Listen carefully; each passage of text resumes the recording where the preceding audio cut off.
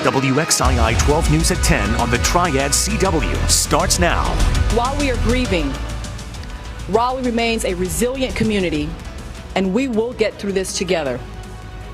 Please keep the families and loved ones of our victims in your hearts and in your prayers. Serenity shattered. A teenage gunman leaves a literal trail of terror that stretches 2 miles in an East Raleigh neighborhood. Right now at 10, we're getting you up to speed on the investigation and telling you more about those who lost their lives yesterday. Plus, President Biden talking about lowering drug costs for seniors. I'm Kayla Norwood in Washington. The savings he's pitching in the face of high inflation. first tonight, North Carolina's capital city rocked by Thursday's mass shooting. An off-duty Raleigh police officer is among the 5 dead. It happened during a moment of late afternoon rituals along a neighborhood's quiet streets and on a popular walking trail. Police say a 15-year-old boy fatally shot 2 people, then ran to the Neuse River Greenway where he killed 3 more and wounded 2. The teen has been identified by NBC affiliate WRAL as Austin Thompson. Police say he eluded officers for hours before he was ultimately cornered and then taken into custody. He remains in critical condition at the hospital. Authorities have not yet determined, or at least not announced publicly, a motive. Late this afternoon, Wake County's district attorney announced she intends to charge this teenager as an adult. The 5 deceased victims range in age from 16 to 59. Chelsea Donovan with WRAL spoke with heartbroken family members today and has our report. Flags fly at half-staff outside the Hedingham community where the victims of the mass shooting and those that were injured called home. I was the one who found them.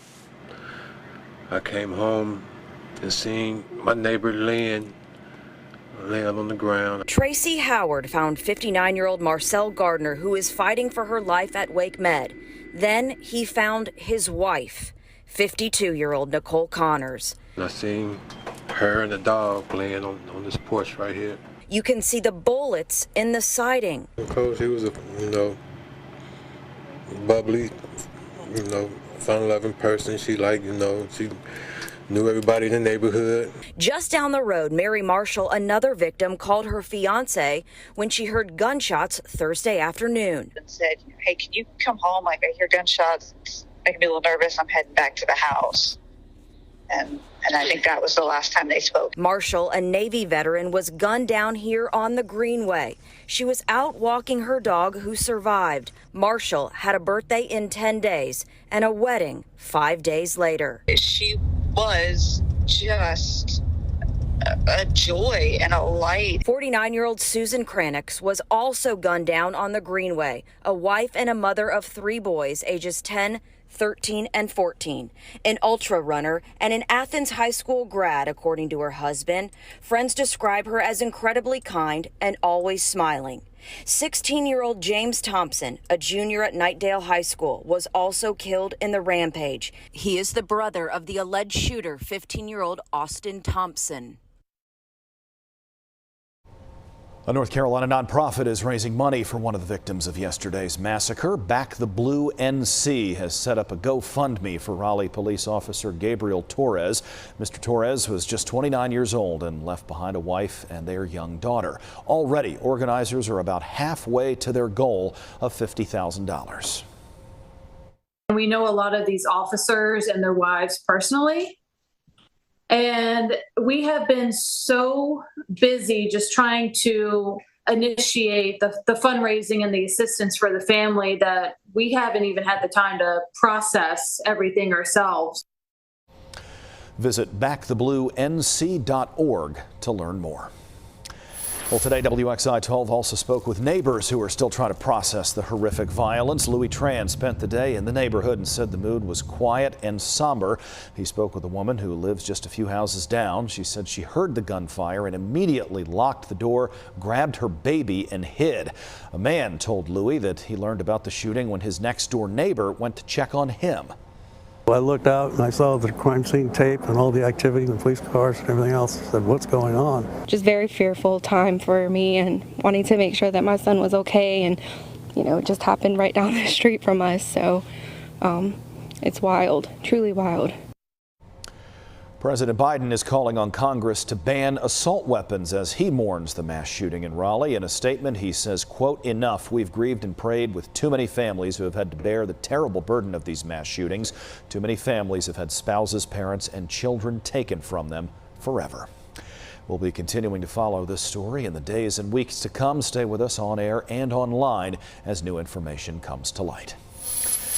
A woman is facing charges after deputies say she pulled out a gun during an argument in the parking lot of Southern Alamance High School. 49-year-old Terry Yarborough is charged with felony possession of a firearm on school property. Wednesday afternoon, an SRO received a report of someone with a pistol in the parking lot of the school. The next day, deputies pulled over a woman who matched a description of what was captured on video. Deputies tell us Yarborough admitted to having a gun on campus. Investigators say the incident, in their view, did not pose a threat to students or staff. The gun was never pointed at anyone, according to the Alamance County Sheriff's Office. One day after jurors spared the life of Parkland, Florida school shooter Nicholas Cruz, prosecutors were back in court. They asked the judge to allow law enforcement to interview an unidentified female juror. They say the juror called the state's attorney's office yesterday to report she felt threatened during the deliberations, which were reportedly very heated. Capital punishment had to be a unanimous vote. In the end, 3 jurors voted against the death penalty. I didn't vote that way, so I'm not happy with how it worked out. But everybody has the right to decide for themselves. It is a moral decision on their own, and some of the jurors just felt that way. Well, the judge said the verdict cannot be subject to a legal challenge. She said if a crime was potentially committed in the jury room, the sheriff's office does have a right to look into the issue. Prosecutors say they are not seeking to overturn the verdict, but did file a motion based on safety concerns. Investigators in Graham, as we transition back to the Piedmont Triad, say they are still not able to figure out what caused a huge fire at that old warehouse that was abandoned earlier this week. Several crews battled the fire on East Parker Street. This was back on Wednesday night into Thursday morning. We know where the fire started, but due to the building being unsecured for such a long time, investigators still can't say for sure exactly how it started. No one was injured, but the abandoned building was destroyed. The Forsyth County Drug Task Force says it seized nearly $500,000 worth of drugs, including fentanyl and methamphetamine. Officers arrested Jessica Spiegel and Lanny Clark in Winston-Salem. Spiegel was charged with felony trafficking of a Schedule I drug. Clark was charged with felony trafficking of methamphetamine. When investigators searched the home where they suspected Spiegel was dealing, they say they found drugs, money, and firearms. Police say the investigation is ongoing. Former President Trump responded with a 14-page letter to yesterday's vote from the January 6th committee to subpoena him for his testimony. The former president did not officially say whether he'll testify in that letter, but he did use it as an opportunity to repeat a number of previously long debunked election claims. He went on to say he recommended increased security well ahead of January 6th based on instinct and what he was hearing about the crowds coming to listen. However, D.C.'s mayor and Capitol Police, who report to House Speaker Nancy Pelosi, declined that help, according to the former president. Russia's President Vladimir Putin says he thinks a draft of Army reservists he ordered last month to bolster his country's troops in Ukraine will be completed in about 2 weeks. During a summit today, Mr. Putin said 222,000 of the 300,000 reservists the Russian Defense Ministry said would get called up have already been mobilized. This call to arms has proved extraordinarily unpopular, where almost all Russian men under the age of 65 are registered as reservists. Well, the Russian government today also announced plans to complete repairs to that badly damaged bridge linking their country to Crimea. They want this done by July of next year. Russia blames Ukraine for last weekend's deadly explosion. They say it was carried out with a bomb concealed inside a truck.